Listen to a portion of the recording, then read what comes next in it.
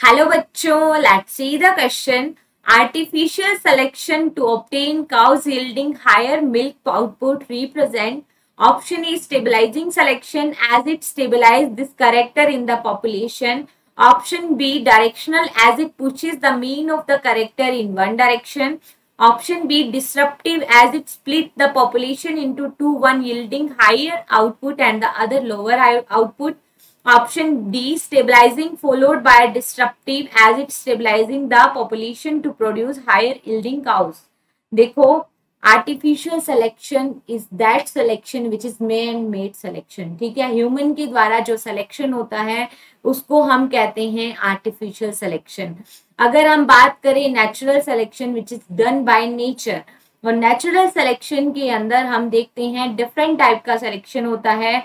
Stabilising selection, ठीक है, directional selection and disruptive selection. ठीक है, डिसरप्टिव सिलेक्शन.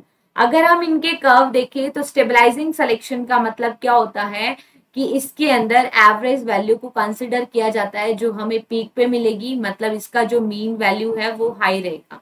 डायरेक्शन का मतलब होता है कि पहले तो कर्व ऐसा था लेकिन उसके बाद में उसका जो कर्व है वो वन साइडेड शिफ्टेड होता जाता है अकॉर्डिंग टू, ठीक है, कि किसका अडेप्टेशन हो रहा है. तो डायरेक्शनल चेंजेस होने की वजह से जो सिलेक्शन होता है that is called directional selection. ठीक है, और डिसरप्टिव में हमें टू मीन वैल्यूज देखने को मिलेगी. ठीक है, दो हाई वैल्यूज हमें पीक पर देखने को मिलेगी.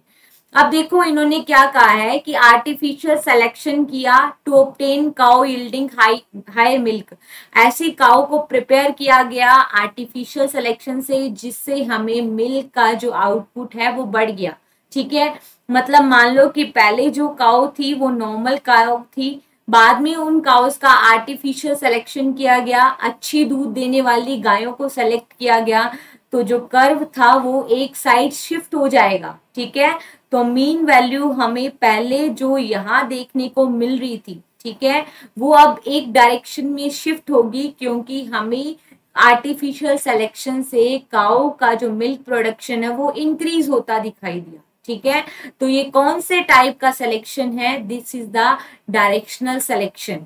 ऑप्शन फर्स्ट में गिवन है स्टेबलाइजिंग सिलेक्शन. ठीक है, तो ये जो पहले काउ थी और जो आर्टिफिशियल सिलेक्शन के बाद काउ तैयार की गई है तो दोनों के अंदर मिल्क प्रोडक्शन सेम तो नहीं है, तो स्टेबलाइजिंग सिलेक्शन शो नहीं करेगा.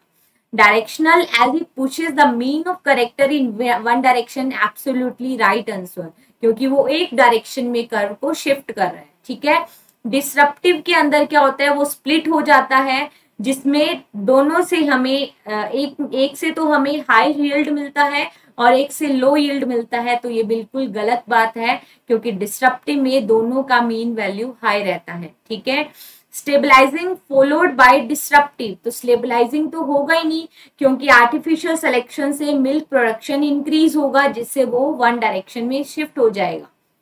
सो here correct answer is option B. Best of luck.